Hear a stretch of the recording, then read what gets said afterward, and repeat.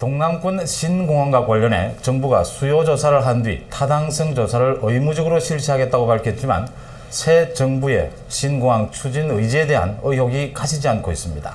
새누리당 이현승 의원 모셨습니다. 어서 오십시오. 안녕하십니까.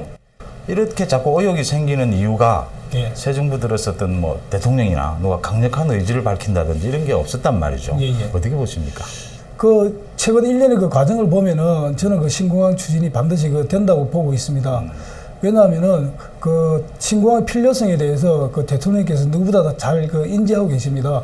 김해공항이 포화 상태에서부터 신공항 논의가 출발했다는 것을 지난번 그 대통령 선거 때 분명히 말씀하셨고, 부산 시민께서 원하는 신공항 반드시 건설하겠다고 말씀을 하셨습니다.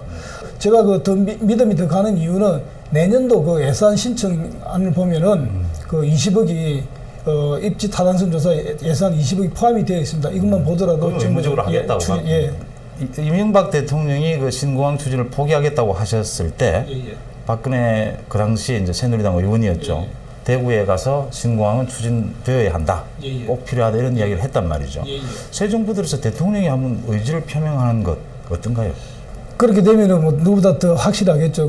그렇지만 아직 그 대통령께서 아직 그 지방 순시를 아직 하지 않고 계십니다. 만약에 부산이라든지 그 다른 지역 순방을 하신다면은 무엇보다 더 큰 지역 현안에 대해서 입장을 분명히 밝히시겠죠. 저는 그렇게 기대를 하고 있습니다. 수도권에서 동남권 신공항이 왜 필요하냐 이런 뭐 주장이 확실히 있습니다, 그죠? 네, 정부가 이럴 때 좀 강력히 나서서 동남권 신공항이 필요한 이유, 뭐 설득력 있게 좀.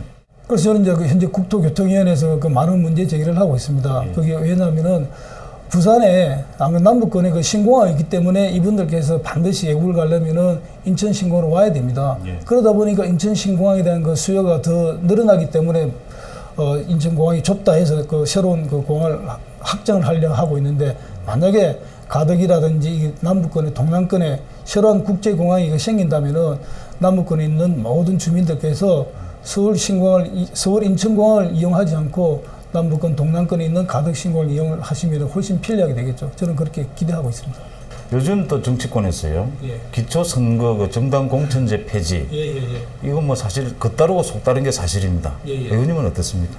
저 개인적으로는 그 공천제 제로 주장을 하지는 않고 있습니다. 그렇지만 현재 당에서 저희 당뿐만이 아니고 민주당에서도 정치쇄신특위라든지 이런 곳에서 많은 논의가 이루어졌고, 그 가닥은 그 공천권을 기초자치단체장이나 기초원에 대한 공천권을 그 폐지하는 걸로 지금 가닥이 잡아가고 있습니다. 그렇지만 좀 더 많은 당내 의견들을 수렴하고 당내 전문가들이라든지 당 소속 원들 간에 또 합의도 이끌어내야 될 것입니다. 그래서 저는 조금 그 당의 입장을 기다리고 있는 그런 입장입니다. 부산시장 선거가 1년 남았어요. 근데 벌써부터 뭐 바람직한 시장, 또 현 시장에 대한 평가, 뭐 여러 가지 얘기들이 나오고 있습니다. 의원님이 생각하시는 차기 부산시장의 바람직한 상 어떤 겁니까? 최우선 조건으로 현재 그 박근혜 대통령과 국정 운영 철학을 같이 할 수 있는 분이어야 한다고 생각합니다. 왜냐하면은 내년도 그 차기 시장의 임기가 2014년 그 7월 1일에 시작을 해서 2018년 그 6월 30일까지입니다.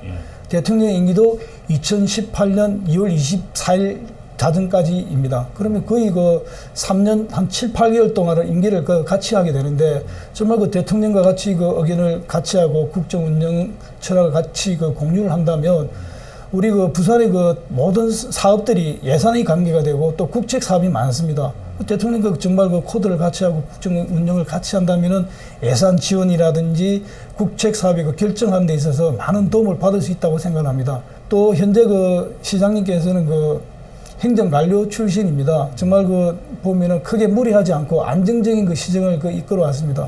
그렇지만 다음 시장은 제가 생각하기에 조금 이제 역동적인 조금 좀 정치인 출신이 행정관료 출신보다는 더 낫지 않을까 하는 그런 생각을 조심스럽게 제 개인적인 정치인 출신이고 박근혜 대통령과 코드를 맞출 수 있는 친박을 이야기하시는 거겠죠? 아니죠. 현재 우리 그 반박도 가능합니까? 지금 새누리당 내에서는 친박, 비박, 박근혜 다 하나로 또 포용이 되었습니다. 지금. 그래서 지금 이제 속으로는 다 있던데. 아니요, 그 코드를 같이 할 수 있다는 그 말씀은 좀 조심스럽지만 저희 새누리당을 제가 말씀을 드리는 겁니다. 그 중에서 저는 그 친박이고 그 정치 경험을 갖추고 하면은 한 분이 생각이 나서 그분을 생각하시는 친박 비박을 떠나서 그런 분 많이 있습니다. 예. 젊은 시장론에 대한 기대도 있는 것 같아요, 사실. 저는 이제 50 간 넘어가지고 저는 그 후보군에서 빠졌던데요. 나이는 사실 그 숫자에 불과하고 누가 부산에 대한 더 애정이 있고 또 부산에 대한 그 미래 청사진을 제시할 수 있고 그걸 추진할 수 있는 능력을 갖추고 있느냐 그게 더 중요하다고 저는 생각합니다. 바깥에 계시다가 국회의원이 되고 싶어 많은 준비를 하셨죠. 이제 국회의원이 돼서 의정 활동 1년째입니다. 지난 1년 돌아보면 가장 보람 있는 일. 저는 그 지난 1년간 그 제 정치의 그 주요 포인트를 일단 지역 주민들의 삶을 위해서 그 현장에 제가 포인트를 주었습니다. 그래서 주중에는 그 본회의나 회의 참석을 하고 거의 매주말 금요일에는 부산 지역에 가서 지역 현장을 누비면서 주민들과 대화하고 주민들이 원하는 질문을 많이 들었습니다.